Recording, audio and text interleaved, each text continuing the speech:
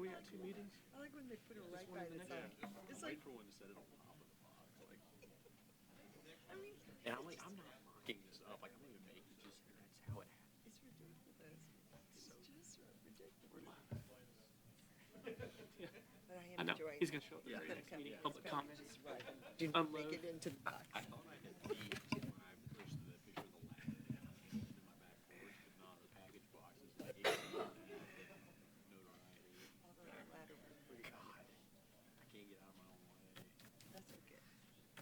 I saw your box the other day. It's very nice. I was walking through the snow to go to the park. Could you tell the delivery people that it's there? Because they seem to miss It's it. very nice box. 7 o'clock. I won't. I kind of wanted to put a package right next to it just for first. So, Faye, you ready to go? Uh-huh. 7. Great. Okay, let's call this meeting to order. City of North Kansas City, Missouri, regular council meeting, December 17th, 2019. Could we have a moment of silence?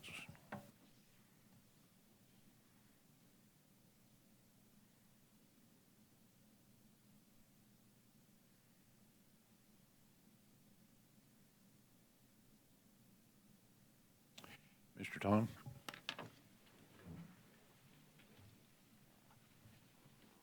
I pledge allegiance to the flag of the United States of America and to the republic for which it stands, one nation under God, indivisible, with liberty and justice for all.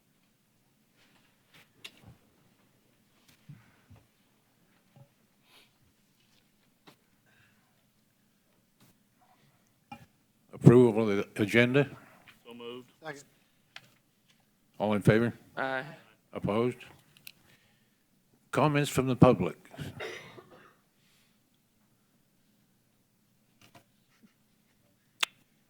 Well, hearing none, let's move on.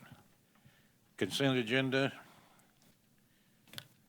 I move the consent agenda be approved as presented. Second. any discussion? All in favor? Aye. Opposed? Number 8. 6-month renewal of service contract with Kansas City Area Transit Authority, fixed route and flex service, bill number 7473, ordinance number 9270. Eric? Thank you, sir. I'll call on the Assistant City Administrator, Kim Nakahoto.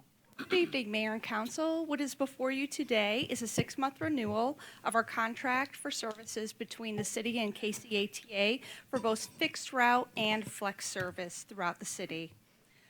As you may be aware that KCATA is recently kind of analyzing their mobility and transit on top of the North Oak Transit Plan. Because both of these studies have different transit options that not only better serve their riders, but are also more efficient from the city standpoint, they've asked that we enter into a 6-month contract. Now, you may remember that you have kind of seen a pattern that they have gone from 6-month to 6-month contract with us. And what that allows them to do is flexibility in how they are administering services throughout the city. And as you can see in this contract, you've actually gotten a 2.7% reduction in services. That has a myriad of different reasons why. One of them is operational, but another one is that they've been able to obtain some federal grants to help offset our costs. So they have asked to once again enter into a 6-month contract so that they can look at the services that they're currently providing and making any adjustments so that our next 6 months have the opportunity for the same efficiencies. If you have any questions or concerns, Don Bolin from KCATA is here and he can answer any of your detailed questions. Just one quick question. First of all, pleased with the contract and the reduction, of course. Any kind of reduction is great, and he set the bar for now all these future contracts that are going to come with reductions on them, hopefully. No. Question on the 6 months we've done kind of a pattern in these transit studies. I know I was part of the North Oak. When do you anticipate finishing those, and then do you anticipate going back to the 12-month contracts after that, or are you looking at doing the 6 months from now on? Good evening, Council. Councilman Clevenger, that is a great question. Actually, we do anticipate going back to the 12-month contracts once we get through this review period. And do you know when, like, you'll, I know you've got the North Oak Transit Study and another transit study. Do you know when those will be finished? Or- Actually, we're in the midst of reviewing that process now. I do believe that we have a date scheduled in February 4th, roughly for a work session with this council. Okay. Yes. So KCAT will be talking to you on February 4th about the North Oak Transit Plan and its impacts in North Kansas City. Cool, great. Well, thank you for your service and thanks for the reduction. Which one was first? Ryan. Go ahead. Me. Okay, so this question relates back to Kansas City recently passing their resolution to fund transit. What kind of impact do we see having on our contract here? Would that be, if that goes through and they get their funding for that, would we still have passengers paying to get on a bus here or deboarding here? Any clue? I mean, have you been involved in any of that? Councilman DeLong, that is a great question. So a couple of different things on that. One, if Kansas City gets their funding, and that's an if, and at what level their funding is going to be. Those pieces still have to be determined by the city manager of KCMO. What impact that would have on you is what a decision this council would have to make based on what the administrator's recommendations would be. You could look at the line item in your contract, it'd be fair revenue. That would be one projection. You guys are looking at increasing your ridership in 2020, so that's another piece to take into account. Follow up on that. Sure. The passenger revenue line item, do you know what percentage of that is the fixed route versus what percentage is the flex route? I do not have that percentage breakdown, but I could get that for you. Yeah, because I think, I don't know how we would do that in the end if we considered something like that, but I don't know if that would be something that we would break down versus. And that would now my next question for Eric. Their budget, I believe, starts in May. So would that be something we would consider? I mean, Talk about Kansas City's yeah, decision. theirs starts in May. So if Yeah, they're able so- to get that funding piece in place, Well, What would- KCATA would need to come to us and say, okay, Kansas City's done this now. Would you do X? And I don't know what X is yet. yeah, But I imagine, and again, I obviously the Kansas City Council is very supportive of the concept. But they do have to find the money, which Yeah, doesn't seem yes. like the easiest thing in the world to me. So I think we're still in a wait and see mode Okay. as to what it might mean for North Kansas Yeah. City. We just hasn't been able to tell us, and we understand at this point that they're still trying to figure things out themselves. okay. So you haven't had any other discussions with anyone from No. Kansas City or KCAT in general about this? No. Okay. Because, I mean, obviously for us, it's a lot smaller piece of the pie than it is for them. So, I mean, if they find theirs, I would hope we would be able to find something similar within ours. That's all I have. But I don't know how much that Yeah. ask No, would no, be. yeah, that's true. Yep. Thank you. The Metroflex service is nearly double the cost of the other. What kind of ridership are we seeing? Is there a set of routes that are used more often than not? What does that look like? Let me try and define your question a little bit, Councilman Smith. So, first of all, the Metroflex is the one route that North Kansas City solely funds. Everything else is through KCMO as far as its funding. That's the reason why the costs are such a disparity. As far as ridership goes, I have some rough ridership numbers. You're looking at 277 boardings in North Kansas City in the month of October. Of that, you had 52 that were on just the flex service. So 52 relatively Flex. speaking, no, that's 52 riders on flex alone, out of the 277 boardings you had in total throughout North Kansas City. So roughly what? I'm terrible at math. Bear with me. It's 52 in the month. I'll go with 25%. That sounds great. And are they, I mean, do you keep data on where the pickup and drop-off points are for the flex, or is that just kind of on a per-rider basis? Per rider basis. It's a curb-to-curb service, and that service is fantastic for your senior population as well as any disabled or disability, people with diverse abilities. Sorry. Sure. Anecdotally, I think I can tell you that quite a few trips are generated by the gardens. Sure. Quite a few go to the hospital. Okay.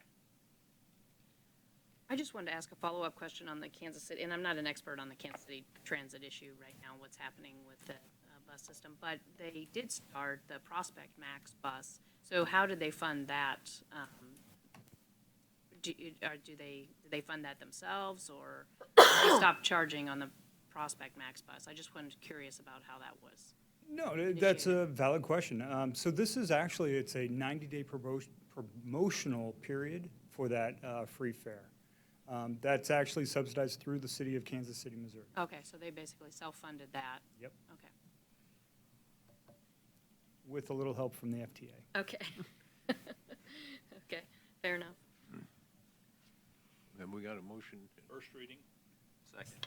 All in favor? Aye. Aye. Opposed? Thank you. An ordinance adopting and approving a contract by and between the City of North Kansas City, Missouri and the Kansas City Area Transportation Authority for public transportation services within the City of North Kansas City, Missouri. I move that bill number 7473 be placed on second and final reading and passes ordinance number 9270. Second. Call roll. Councilmember Farr? Yes, ma'am. Councilmember DeLong? Yes. Councilmember Pierce? Yes. Councilmember Smith? Yes. Councilmember Pearman? Yes? Councilmember Clevenger? Yes, ma'am. Councilmember Stewart? Yes. Councilmember Steffen? Yes. An ordinance adopting and approving a contract by and between the City of North Kansas City, Missouri and the Kansas City Area Transportation Authority for public transportation services within the City of North Kansas City, Missouri. Number 9. Ordinance approving Second Amendment to Northgate Village Tax Increment Finance Plan. Bill number 7474, resolution, ordinance number 9271. Eric. Thanks, sir. At its meeting of December 11th, last week, the North Kansas City Tax Increment Finance Commission considered a second amendment to the Northgate Village TIF plan and voted to recommend adoption of the amendment to the City Council. The second amendment involves a couple of things. One, it updates the cost-benefit analysis that is a part of the TIF plan. The conditions have changed quite a bit since the last time that was done in 2012, and so we did feel it was necessary, particularly at this time when we're entering a new stage with the redevelopment, and we also, when we have a public hearing, a 5-year public hearing coming up before the council next month, to update those figures. Our financial advisor, Matt Webster of Stiefel, is here, and he'll stand in a second and summarize the changes to the cost-benefit analysis, answer any questions you may have. After which Community Development Director Sarah Copeland will talk about the other part of the Second Amendment, which is to make the architectural review guidelines that are part of the TIF plan consistent with our zoning ordinance and our current building permit process. So I'd like to begin by calling on Matt Webster, our financial advisor from Stiefel. Good evening, Mayor, council members. Matt Webster with Stiefel. As Eric said, I handled one part of a two-part process that embodies this amendment, and that is the cost-benefit analysis.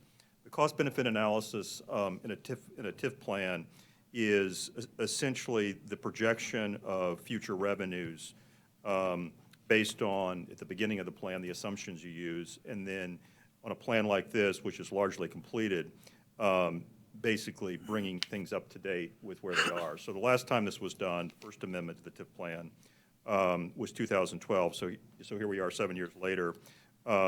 We've essentially done with the single-family areas, and there were only really a couple of areas of multifamily left to be done. All of the TIF plan areas are activated, and when a TIF plan is activated in the state of Missouri, it allows for 23 years of tax collections. In the case of the Northgate TIF, the vast majority of the taxes collected are property taxes. So if you own an apartment building, you pay property taxes. If you own a single-family residence of whatever type, you pay property taxes.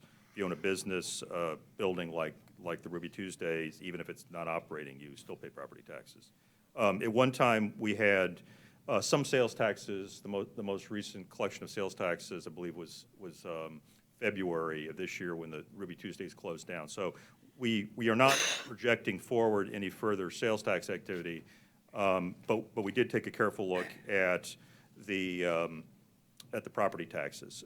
We use the levy rates that change each year, that Clay County establishes, and that gives us the historic tax collections, and then we project forward based on what the tax collections are currently. So the good news is that the revenue is projected to exceed the projections of 2012, and that's mainly based on the development of what we've described as 222 units on the block between 23rd and 25th in Buchanan, the vacant block that we talked to you about back in August. So we've made some assumptions about that. We'll be coming back to you at some point and updating the budget, but this is really just the interim revenue update. Eric referred to the memo that he used to in the packet. I don't want to go through these schedules page by page because they're rather complicated, but I will hit the high points.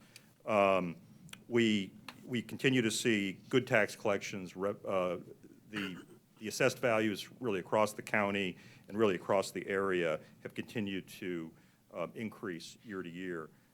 Based on the assumptions that we have been using, we see that the future tax collections, if all the assumptions come to pass, will be sufficient to repay the city for the money that they've expended to date. Obviously, a big part of that is what happens to the undeveloped areas, which we have not yet established. With that, I'll take any questions about the financial side and then turn over the rest of the presentation to Sarah to talk about the architectural review aspects of the Second Amendment, which she covered. A couple questions. I'll just kind of like ask them at once, and then you can pick how you want to address. First question would be, it looks like we've done the mock-up of 225 units and then nothing. So it's like one or the other. Those are the two that we've got in front of us at least. So I'm curious if that's standard for doing this kind of comparison, if it's all or nothing, or if there's another, this development could look different than 225. So yes, the 225 unit count, that's based on sort of the planning overlay for the site today. So that's what the city expected to be developed. It could be more. We don't think it could possibly be less. Okay. So if somebody came back to us with a larger count, we would, the staff would consider that, and we'd obviously bring it to the council and the TIF commission prior to making any final determinations. As to what the scenarios are, when these plans are created, in their original form, the comparisons that are mandated by statutes are either no plan or a plan. So the plan that we're looking at includes that 222 units. The no plan is just the alternative. It's obviously just academic at this point because it was done. But when we go back and look at sort of where we were originally, we want to be able to tell the taxing jurisdictions if nothing happens, this is what the expectation is. And if something does happen, it'll be different. Okay. Second question.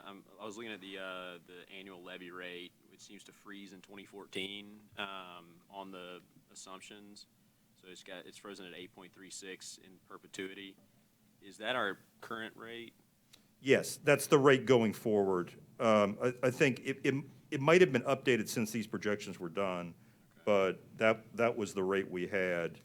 And the amount changes, all the different levy rates change year to year, and they adjust up or down depending on the assessment, but they generally stay, they always go up over time, but they haven't been going up as rapidly recently. I know we had a rollback with the recent round of assessments, Right. so I didn't know if this 8.36, because like I say, it starts, I think it's 2014, it's hard to see all the way across. It's the second from the right column on page 7. Yeah, that should be the current based on the information I had when I put these together, which was some months ago. Okay, and then final question is a relatively technical one, but it looks like we've got, if you're comparing net present value from nothing to doing the project, it's not really a comparison, but it looks like you use a 6% discount rate for the net present.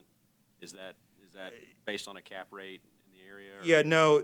It's tied back to what I would call the norm for this type of work. And really, the only parties that I've noticed who look carefully at this sort of thing are the school districts. And generally, I keep track of sort of who's doing what. That 6% is just a pretty standard rate, but whether it was 4% or 6%, I don't think it would make all that much difference in the end. It just reduces a future column of revenue to a current value for comparison purposes. As long as you use consistent numbers, whether it's 4, 6, 5, whatever it might be. Sure. I don't think it's not mandated by statute, so it's just a matter of custom, I would say. Okay, I was just curious. I know some banks in the area use 8 to 9%, which would change the total number depending on the type of project. Yes, I've not seen that with regard to TIF plans. Okay. Thank you. Thank you. We got a motion? All right, so if there are no other questions about that, then I'll turn it over to Sarah for the next part of the second amendment. So the second part of this amendment concerns Exhibit 9, which is the architectural review design guidelines for the Northgate Village area. When these were originally put together about 20 years ago, one thing to keep in mind is that there was no community development department. And so the guidelines reference a lot of the use of consultants and other procedures that are not exactly how we handle development review today. And so the first two sections of those design review guidelines, we have proposed amendments to clarify how we handle these types of applications, to reference more of the zoning ordinance, which has also been updated and has streamlined the information that we present to applicants about that. We are not making any changes in this amendment to the actual design guidelines that reference materials and windows and massing and roof pitch. So those would remain as is.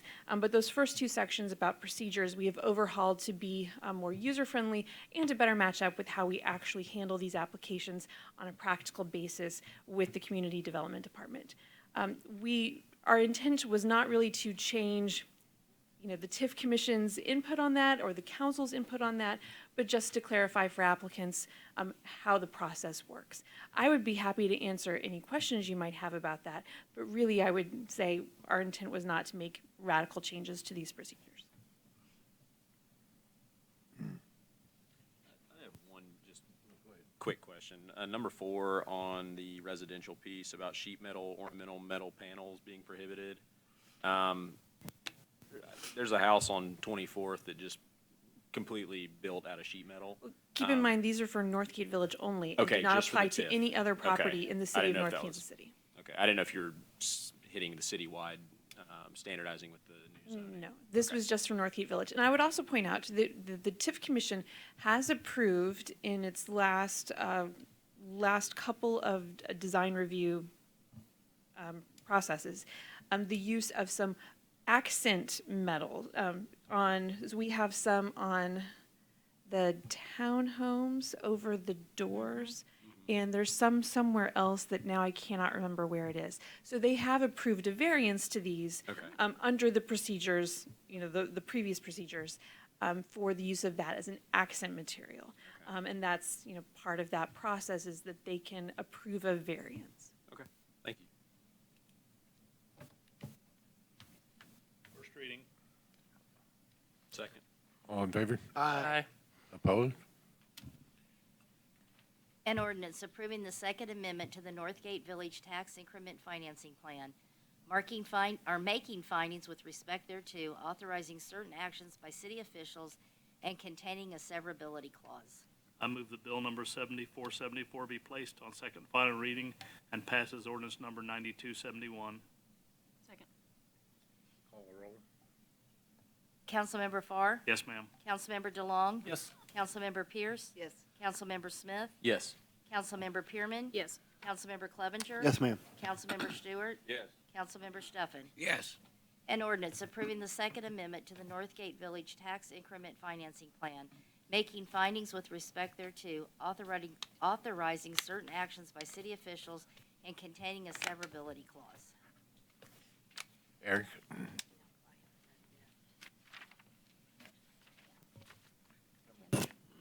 Number 10, 1007 Armor Road, Gallery Lofts, purchase option extension request and project update. Bill number 7475, ordinance number 9272. Eric. Thank you, sir. Yarko Devco LLC has submitted a formal request for the city council to approve an extension of the purchase option agreement that they have with the city to purchase a city-owned lot located at Lynn and Armour for a 48-unit apartment building with ground floor art space. The developer did recently receive good news regarding its tax credit application. And so at this point, I would like to ask Ryan Tull of Yarko Devco to come forward to tell the council about the current status and make the request. Thanks, Eric. Yep, we found out officially last week that Missouri Housing Development Commission voted to approve our deal for low-income housing tax credits and AHAB tax credits. We already were on the list before, but there was a hiccup with a couple deals, outstate deals that didn't have anything to do with ours that were on the list that the commission wanted to review a little longer. But so we have official approval. Our financing's in place, basically. I'm pretty relieved and happy, and we're going to move forward if pending this approval, if you approve the extension. And I really appreciate everyone sticking with me for a year. As you know, these tax credit deals don't always get approved in the first year. I think Gardens 4 was the only one I've worked on that got approved in the first year that we submitted.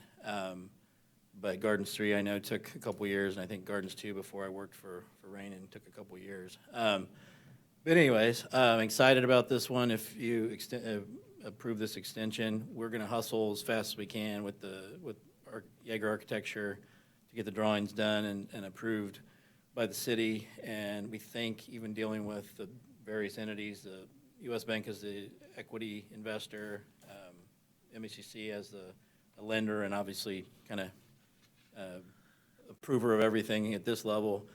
So there's a lot of pieces involved, a lot of people involved, but we think we can get this closed if by May, let's call it June 1st, and then have dirt moving, middle of the year. And it's a 48-unit building, which isn't tiny, but it's not huge, and I think we can, safely say we could get that built pending even decent weather, less than a year. So I think we could get moving pretty fast, and I'd appreciate it if you guys go to the next step and approve the extension, because we do need that extra time because the option runs out here in a week or two. But like I said, I really appreciate you guys sticking with this one, giving us the extra year on the option, and it looks like it's paid off. All the support the city gave via letters, working with us on the purchase price of the dirt, and all the other stakeholders involved, the YMCA, Interurban Art House, but especially you guys. It's worked. So I'm excited. I think it's going to be a good thing for Armour. I think it's going to frame that street well, and I think it's going to be a nice gateway project, even though we hope to keep stretching the gateway down the road. But I'm excited to see what we can do with the art piece to it, and really excited, too, for the residents working with the YMCA. So we have a nice deal there. Tina worked with us really well on that one, too. So obviously indirectly tied back to the city. Anyways, I don't think I have anything else, but if I can take questions. Got any questions?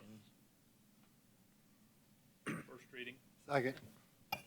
All in favor? Aye. Opposed? Thank Thank you. you. Congratulations. An ordinance adopting and approving Second Amendment to agreement for option to purchase property by and between the City of North Kansas City, Missouri and Yarko Devco LLC regarding certain real property generally located at and adjoining 1007 Armour Road in North Kansas City, Missouri. I move that bill number 7475 be placed on second and final reading and passes ordinance number 9272. Second. Call the roll. Councilmember Farr? Yes, ma'am. Councilmember DeLong? Yes. Councilmember Pierce? Yes. Councilmember Smith? Yes. Councilmember Pearman? Yes. Councilmember Clevenger? Yes, ma'am. Councilmember Stewart? Yes. Councilmember Stefan? Yes. An ordinance adopting and approving Second Amendment to agreement for option to purchase property by and between the City of North Kansas City, Missouri and Yarko Devco LLC regarding certain real property generally located at and adjoining 1007 Armour Road in North Kansas City, Missouri. 11. downtown streetscape design decisions. Eric. Thank you, sir. I'd like to call Ms. Copeland. Good evening again. 2 weeks ago, the city hosted a public open house for people to come and give us some feedback on the design for our downtown streetscape project as we look at refreshing our sidewalks, landscaping, lighting, and other amenities in downtown.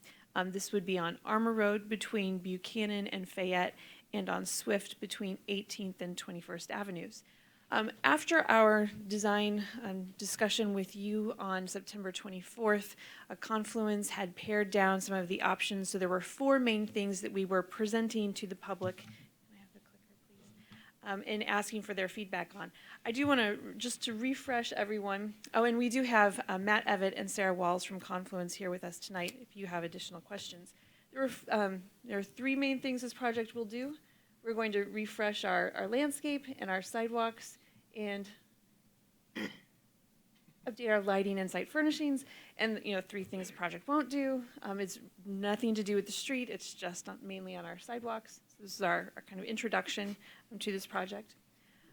One of the key elements was about the paving design, particularly at the intersections. Based on your feedback in September, the plan is to have a 5-foot band of pavers closer to the curb with concrete adjacent to the buildings in downtown. But at the intersections where we have some existing curb bump outs, we have an opportunity to have a more decorative design. There were 2 designs that were presented to the public, the welcome mat design and the North Star design. So this was the welcome mat. We had 6 people who preferred this design and 32 who preferred the North Star.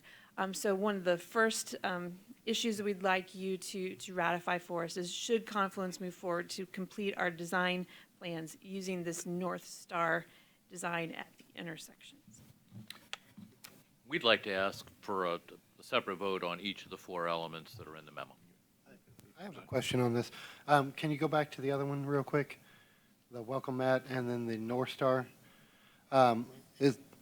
We've got these design options here, which we can pick from. We don't really, I didn't see, unless I missed it, any cost options as far as what the difference in cost in these things are, especially with like the lighting that you're going to come up with. I don't know. I mean, that's something that I think we need to look at as far as, looking at the design is good, looking at the cost as well. Hello, Mayor, Council. Matt Evett with Confluence. So at this point, we're trying to get to an idea of what we want to do, and then we will start to go costing these things with a contractor that we look to bring on board here in the new year. So we'll go through these, and both of these should be comparable in price. The sidewalk's been reduced to have a 5-foot paver. That's kind of in both of those options. So it really kind of comes down to the sidewalk treatment at the intersections. And there won't be much of a difference between the 2 options in regards to cost there. And then the light fixture's not a big difference in either one of those? Nope. Okay. The light fixtures as well, we have a modern one and a traditional one. We haven't specifically picked one out, but we have that style. So we'll have the contractor run pricing on 3 different lights that are in that traditional vein. And then obviously pick the one that fits best and is most cost effective. Just to be clear on the light fixtures, the traditional style was favored, but it's not a choice between these 2. These are illustrations of what the traditional style basically would kind of look like. Thank you, sir. I have a question. How long does it take? What's the time comparison in these 2 projects? Like the North Star, how long would it take to get that completed as opposed to the other? They should both be about the same. Yep, comparable. Correct. Yep.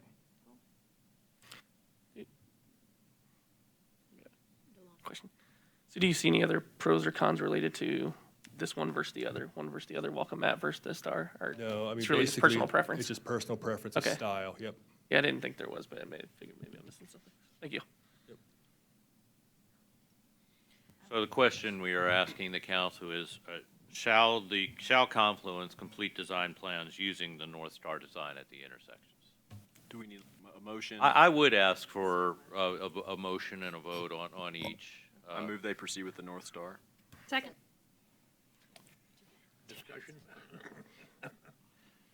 Which one of this is the North Star? Is this one there, or? Yes, it's the one that's On the shown on the screen. screen. Want the 32 votes, yep. Yeah, okay. Okay. I mean, I all guess- in okay. favor? Oh, that's fine. Opposed? Too slow. Aye. Aye. All right. Right, the second question is related to tree preservation.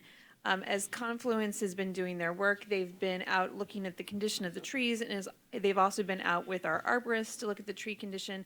We think that there are some that are healthy and could be viable in the future. There are some that clearly need to be removed, and then there are some that we're still need further evaluation. So that was one of the questions put to the public was, should we keep the trees that we can, or should we remove all of them and start over with all new trees that would be of the same species and then the same age? The feedback that we got on this was that the public would prefer to keep the trees that we are able to keep. And so that's the second question before you is, should we complete design plans based on preserving healthy trees as much as possible? I move that we keep the trees we can. Discussion. Go ahead. And I'm for keeping healthy trees, don't get me wrong, but can we design the sidewalks and stuff around the trees that are there that we're trying to preserve? So that's why we worded this question as much as possible. We don't want to leave you all with the impression that every healthy tree identified here would absolutely be saved, because it could be that as we work with our construction manager, we find that some of them may be healthy but not in a great place, or they might be disturbed as part of the construction process. But as much as possible, the goal would be to preserve the healthy trees. But we may lose some of them as part of the process. That was my discussion on it. Okay. Move to save as many trees as we can. Second. All in favor? Aye. Opposed? Then, sort of related to that, we asked a question about the spacing of street trees and for the street lights. We presented two options, a 50-foot spacing or a 60-foot spacing. Meeting participants indicated a strong preference for the 50-foot spacing, which results in one or two more trees and streetlights per block.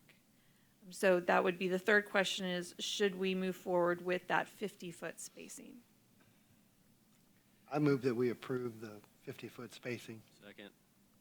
Discussion? This is, oh, go ahead. Okay, what is our spacing now?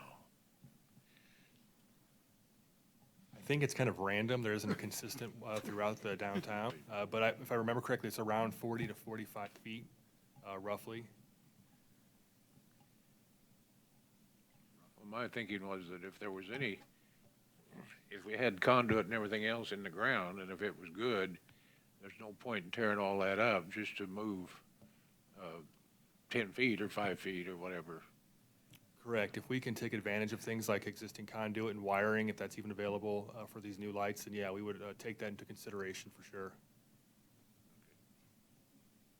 But just on a point of that, I mean, what we're trying to do is create a uniform look, as opposed to the haphazard look that's happening right now. Correct. And again, that goes back to the question earlier about, existing trees and how they kind of space. So it's not going to be perfect if we're trying to keep these existing trees, but as close as we can get it, understanding that 50 feet felt like a better rhythm than the 60 feet, which was the other option.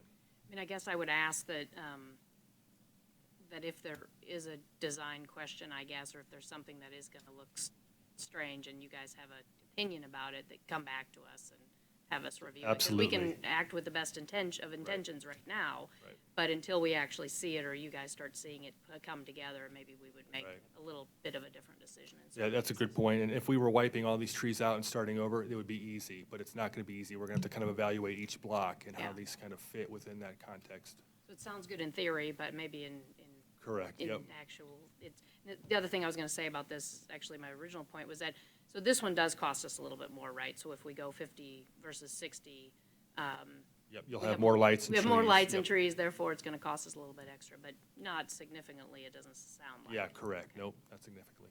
Okay, thank you. So the vote previous was to keep what we can to save what we can. Can we prioritize design over keeping? So like if we say we're gonna keep what we can, but it interferes with the design aspect, then we would just take it out? I mean, I don't know how that. Yeah, absolutely, we can do that, yep.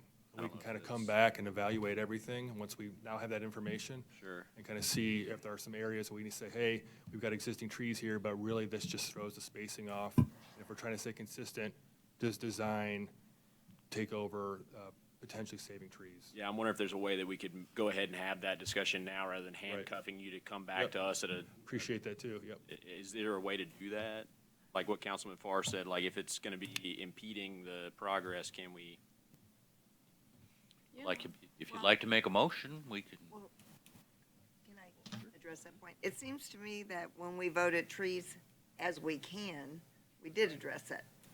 Because in saying keep as many as we can, we left it really out there.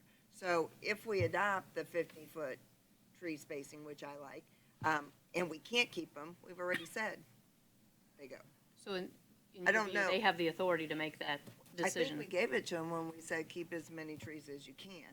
Isn't that the reason why you worded it that way, Sarah? At least that's what I'm thinking, so you're not tied down. Right, well, part of We that was said through edge- construction as well, and not knowing how trees are gonna, I mean, it's a tough environment, and they're gonna be disturbed. So, again, how many can you save? Right. But if we need to look at design first, then we can make that as our priority as we move through And I think evaluation. we already said that, with as many as you can.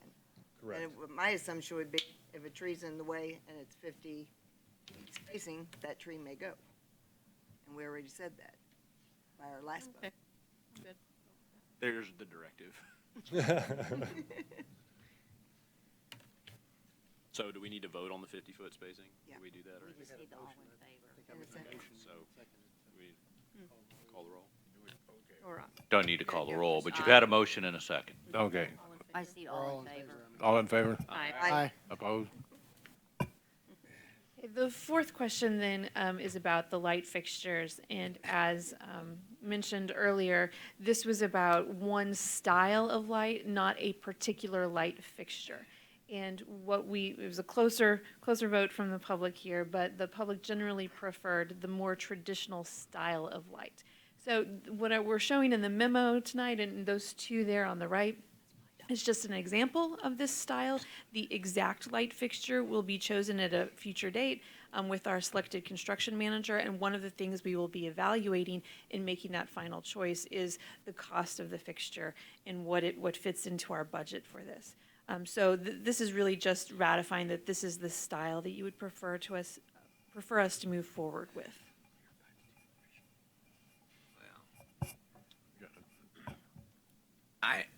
To me, it seems if you have 41 people voting here and you have a 18 to 23 split, it's pretty even. I mean, you know, that's, so, I don't favor one or the other over the other that much, except the contemporary does look rather contemporary, I'll say that.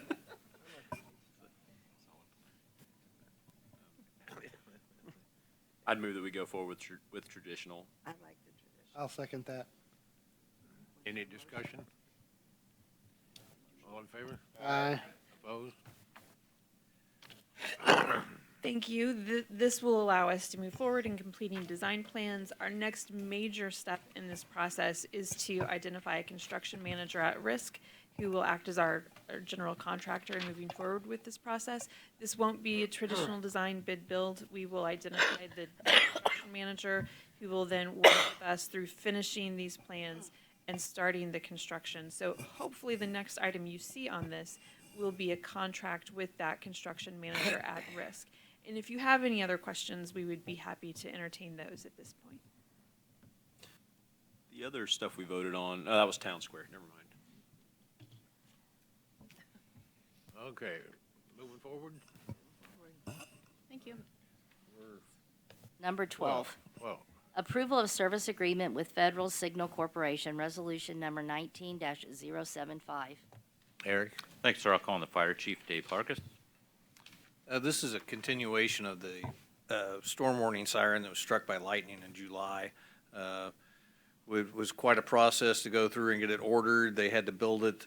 Once it arrived, we found out that we needed some additional language in the agreements in order to move forward with placing it up there. And this is before you tonight to meet those requirements so we can get that replaced. If you have any questions, I'd be glad to answer. Fred? The cost on this, that's just for removal and installation, isn't it? Yes. $19,946. Yes, and that will be reimbursed by insurance as well when we're finished. Thanks.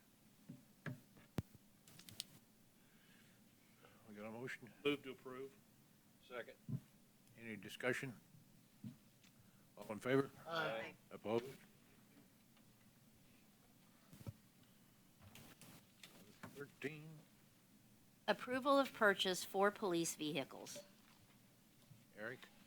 Thank you, sir. I'll call on Major Kevin Freeman of the Police Department.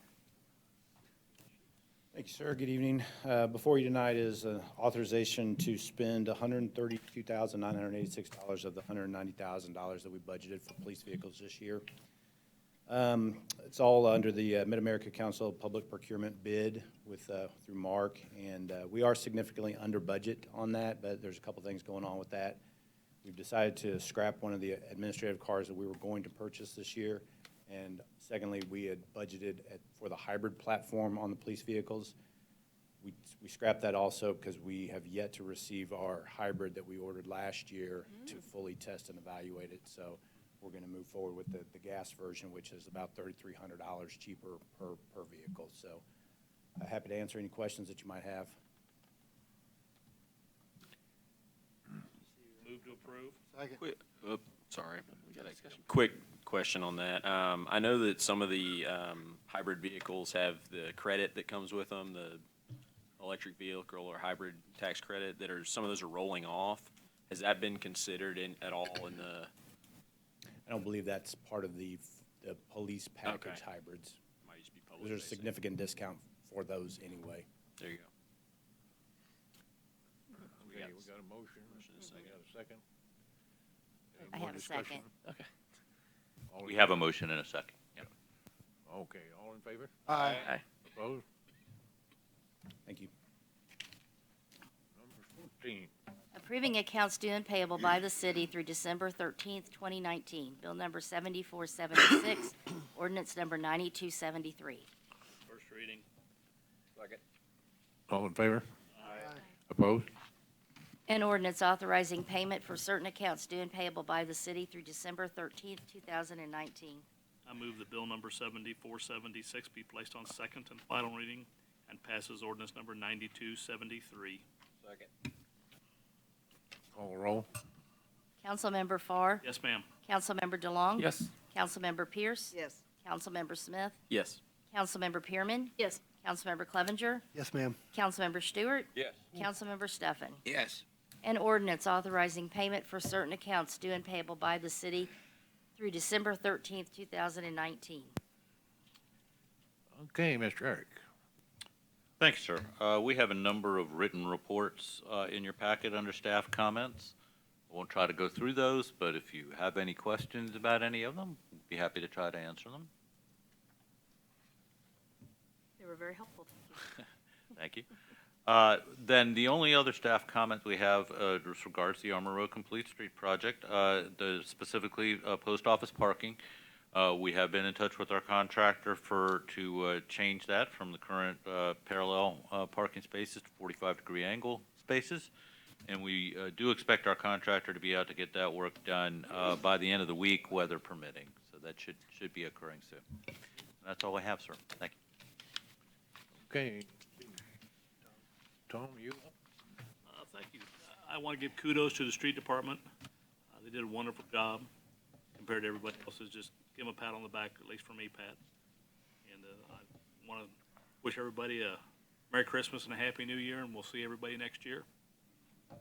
That's all. I also want to recognize Public Works. Always does a great job getting out there, getting the work done.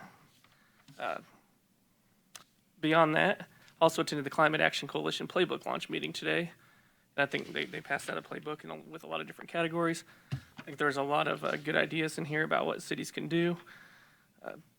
it's all, there's also, I got one physical copy, but they're also available on the Mark website if anyone wants to read more. With that being said, I'd also like to discuss forming a sustainability committee, possibly to form at a future meeting. I don't know if that needs. If I can put it on an agenda as a discussion item. Yeah, I don't know if it'd be a long discussion, but I can, We'll plan on it. any sort of, work session or whatever. So no, yeah, definitely a lot of good ideas in here. But again, it comes down to taking action. So I think it'd be good if we maybe had a committee for that. And that's all I have. Thank you. I would like to say thanks for keeping us updated on Armour Road. You said you would, and you do at every city council meeting, and it's helpful because my residents do ask about the post office since we made that decision. And again, Pat, you guys do such a wonderful job. One of our new residents who, the family volunteers with my agency, they said they've never seen so many passes ever with plow trucks in any community they've ever lived in. I said, well, welcome to North Kansas City. So thank you. That was really great for them. And I also wish everybody a happy holiday and a happy new year. I hate snow, so thanks for getting rid of it, Pat. And that's all from me. I have a couple things tonight. One is I want to reiterate the comments regarding the snow removal. I really appreciate that. So I was out driving around on Sunday for various reasons.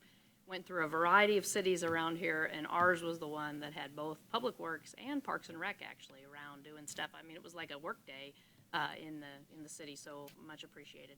My second is a bittersweet comment. So it is, I'm announcing that I'm not running for office again. When I entered my third term, I thought that it's possible that it would be my last for a while. It doesn't mean I will never run for office again.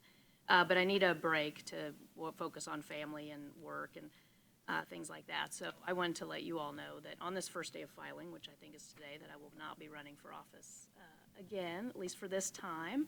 Maybe one day I will run for office again. I've really enjoyed the last 6 years that I have been on council, and I feel like I've had a great opportunity to serve a community that I love, and I'm going to start crying, so I have to talk quickly. And I'm also very honored to have worked with this council and the staff and the community and the residents and the businesses in the community. So I'm very appreciative of that time, and hopefully I will, be back or find some other ways to serve at some point in time. So thank you. Wow, how do you top that? You're going to be missed, Valerie, for sure. Couple of quick things. I want to congratulate the gallery lofts on getting approved for the tax credits and to get that project started. I also want to thank Don Bolin for coming from the KCATA and give us an update on our contracts and what they're doing with their studies.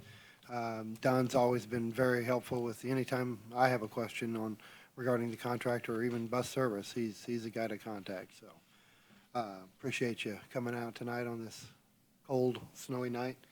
I also want to wish everybody a happy Merry Christmas and a Happy New Year. And just echo the people, the comments on the Public Works, always do such a great job. And then just wanted to recognize our mayor. He just had another birthday, and he just gets better with age. So happy birthday, Mr. Mayor. That's it. I can guarantee you, you just get older with age. Yeah, happy birthday, I didn't know. I had a couple of course, the street guys, I had to travel too. I had to go over to the VA and stuff like that after I got back in town. By the way, I like the 80s temperature better than I did coming back. So, is there an opening date yet for Old Chicago? It keeps getting pushed back a little, but we did speak with the developer today, and I think now he's thinking sometime in mid-January. Oh, okay. Some of the neighbors asked, I just give them a ballpark figure, that's fine. I see Burger King got moved while I was gone. And let's see, there was something else about that area. Somebody asked me about the hotel and the apartments. Is that their final color? No. Or is that just insulation? Well, the hotel has 2 wings. I believe that some of those are final colors. The green? But, I didn't see the green this morning. The green is not. You can't miss the green. Tom is like, I can tell you, I've had this conversation with our chief code enforcement officer, Mr. Harris. That is like an underlying insulation type stuff. It will not be that green that you're talking about. okay, well, that's good. And I guess just wishing everybody a Merry Christmas and Happy Holidays, New Year, and that's it. Well, just a couple things. One, I want to wish everyone happy holidays. And secondly, I'm going on 10 years on the city council, and I do not plan to run again. So anyone that's watching on television or YouTube that's in Ward 4 should consider running. The closing date, as I understand, is January 21 at 5 p.m. But, I've had 32 years, over 32 years with the police department here, and coming to conclude 10 years on the city, that's 42 years of service to this city. It's been a pleasure and an honor over that 42-year period. Very enjoyable most of the time. A few times, maybe not so much. But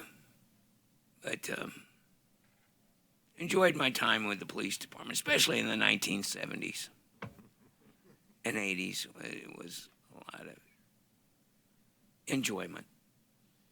So, and when I ran initially, almost 10 years ago, I had no grandchildren, and that's changed. I enjoy being with them. So, I just wanted to say that, and thank you for everything.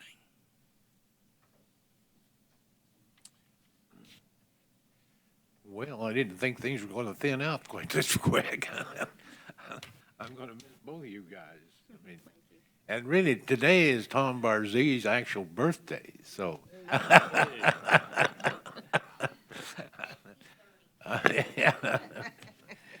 Okay, number 18. Consideration of a request to hold a recess into an executive session as requested by the city administrator to be held on this date on a real estate matter pursuant to Missouri Revised Statute, Section 610.0212. So moved. Second. All in favor? Aye. Call the roll. We have roll call. Councilmember Farr? Yes, ma'am.